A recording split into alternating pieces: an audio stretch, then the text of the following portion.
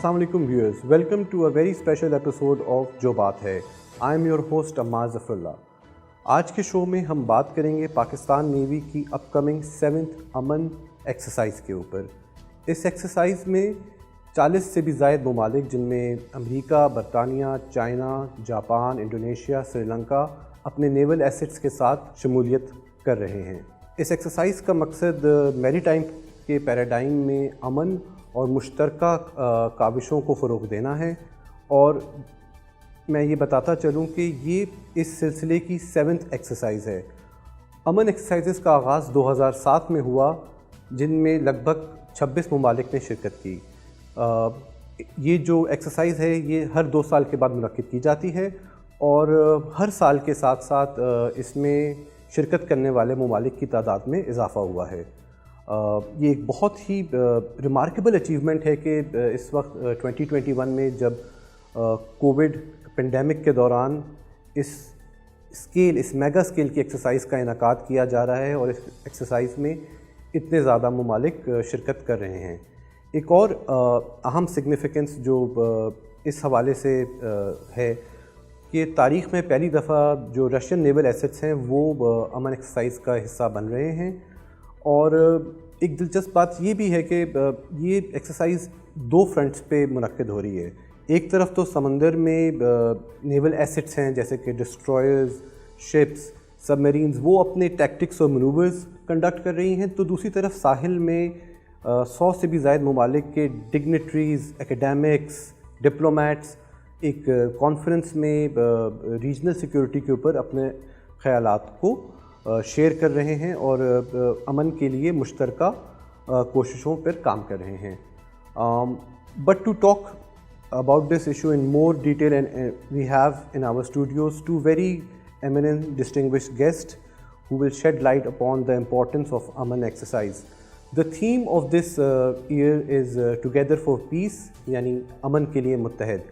So I would like to introduce our distinguished panelists. So we have in our studio Dr. Asma Shakir, who is a PhD doctor from Germany. Her major was in South Asian Studies. She is currently serving as Head of Department for Strategic Studies at National Defence University, Islamabad. She is also the author of a book titled Shaking Hands with Clenched Fist, which is an academic account of conference building measures between India and Pakistan.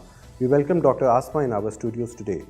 Also in our studio, we are joined today by Commodore retired Mahmoodur Rahman, who is the recipient of Sitara Imtiaz Military. Commodore Sahab has over 36 years of distinguished military service. He is currently serving as the director of Pak China Research and Study Center. Dr. Asma, so we will start off with the first question which I will pose you. We hear a lot about non-traditional threats. What do they mean with regard to maritime, and how can we counter these threats through mutual cooperation?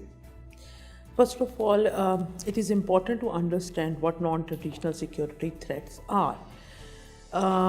When it comes to maritime security, non-traditional security threats are illegal violation of your seas, for smuggling, for terrorism, to instigate or support criminal activities, smuggling, as I said earlier, and illegal transfer of refugees.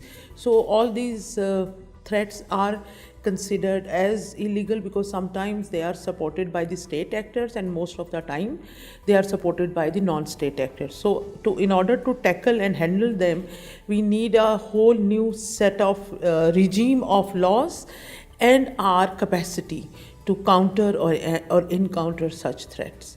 And when it comes to maritime security, these threats becomes really important because of lack of preparedness to deal and cope with such threats. They become the vulnerable points for any nation. The nation, as we all know, that those nations who are unable to protect themselves at seas, they are unable or they are not safe anywhere. So in order to ensure your security, is really important that you have capacity to protect and secure your sea lines. So that is why these contemporary and modern day naval forces وہ تیار ہو رہی ہیں اس کام کے لیے, ان کی capacity build کی جا رہی ہے in terms of training, in terms of armaments, اسلحہ, کہ وہ ان نان ٹریڈیشنل سیکیورٹی تھریٹ سے بھی نبٹ سکیں. یہاں پہ میں نے بحری قزاقوں کا نام نہیں لیا کیونکہ یہ one of the oldest criminal activities ہے جو دنیا میں رجسٹر کی گئی یا موجود ہے. یہ اور بات ہے کہ اب پائریسی اور یہ پائریٹس جو ہے ان کے نئی اسٹریٹجیز اور ٹیکٹیکل لیول پہ یہ بہت امپروو کر گئے ہیں, اور یہ تقریباً جس طرح ڈرگ کارٹلز ہوتے ہیں اس طرح کارٹلز کی طرح ایمرج ہو گئے ہیں, اور یہ بین الاقوامی سمندری حدود میں ایسی کارروائیاں کرتے ہیں, اور جس میں ان کا سب سے امپورٹنٹ اب جو بیکاز آف ٹیکنالوجیکل ایڈوانسمنٹ ان کو بہت زیادہ اسپیس مل گئی ہے to operate swiftly and accurately. Precision آ گئی ہے ان کے کاموں میں, اور وہ ایک ملک کی بحری حدود میں کرمنل کارروائیاں کرتے ہیں اور دوسرے ملک کی بحری حدود میں جا کے چھپ جاتے ہیں. اگر ان کو پکڑنے کے لیے یہ ملک ایک دوسرے کی بحری حدود میں داخل ہوں تو انٹرنیشنل لا کی خلاف ورزی ہو جاتی ہے, اور داخل نہیں ہوتے تو یہ سیف ہیونس کریٹ ہو جاتے ہیں جہاں پہ یہ بحری قزاق جو ہے اپنی جو ہے کارروائیاں سر انجام دیتے ہیں. اور یہ ساری جو ہماری اللیگل اسمگلنگ ہے, ڈرگ ٹریڈ ہے, ٹیررزم کے مقصد سے کی جانے والی سمندری نقل و حرکت ہے, وہ تمام انہی پائریٹس اور انہی کی فیسیلیٹیشن کے ذریعے سر انجام پاتی ہے.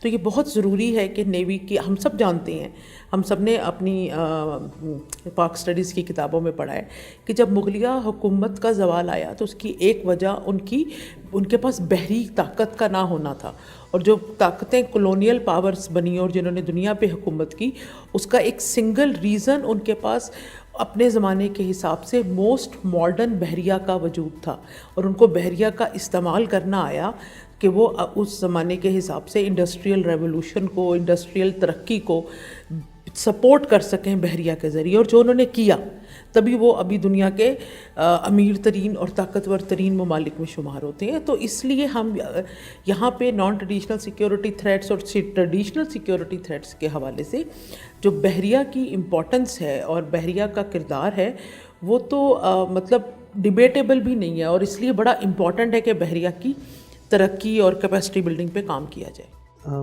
قمرو صاحب, جنرلی جو ملٹری ایکسرسائزز ہوتی ہیں they are seen as a muscle power, show of power, تو ایک تھوڑا سا ایک بات عجیب سی لگتی ہے, اٹس پیراڈاکس کہہ لیں, ڈائیکاٹمی کہہ لیں, کہ ہم کہہ رہے ہیں کہ it's a military exercise for peace. ایک ملٹری ایکسرسائز کا نام امن ایکسرسائز رکھا گیا, and the slogan is together for peace. So how is this possible? اگر اس کے اوپر آپ تھوڑی سی روشنی ڈالنا چاہیں. بسم اللہ الرحمن الرحیم. عمار دیکھیں, جیسے ابھی ڈاکٹر عاصمہ صاحبہ نے بہت تفصیل سے آپ کو بتایا ہے کہ آج کل کے زمانے میں جو خطرات ہیں, the threats that emanate out at sea, وہ بہت قسم کے ہیں. پائریسی, بحری قزاقی جسے کہتے ہیں, آج کل وہ آپ نے سنا ہوگا کوئی 4 دن پہلے 5 دن پہلے غالباً ایک ترکی کے جہاز کو گبون کے ساحل پہ بحری قزاقوں نے جو ہے وہ پکڑا, اور اس کے جو کرو تھا اس کو انہوں نے یرغمال بنایا اور مارا پیٹا, بہت ساری چیزیں لے گئے. اب نیکسٹ سٹیپ ان کا ہوگا کہ وہ تاوان جو ہے نا وہ چاہیں گے, جہاز پکڑ لیتے ہیں. یہی کچھ چل رہا تھا صومالیہ کے کوسٹ کے پاس, ہو رہا تھا کہ وہ جہاز پکڑ رہے تھے. اس سے پہلے جو ہے وہ ملاکا اسٹریٹس میں یہ ہو رہا تھا, آف انڈونیشین کوسٹ. تو یہ چیزیں یہ جو ہے, اور پچھلے 2 سے 3 دہائیوں سے آپ نے دیکھا ہوگا کہ جو ٹیررزم ہے, جو ٹیررسٹ ہیں, وہ ان کی ایکٹیویٹیز بہت زیادہ ہو گئی ہیں.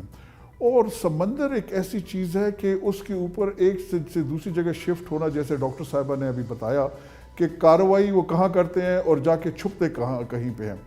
اس لیے اس سے زیادہ it's very important for all of us to join hand so that these type of asymmetric threats, یہ جو ہے نان ٹریڈیشنل تھریٹس جو ہے they can be taken care of by all the regional navies.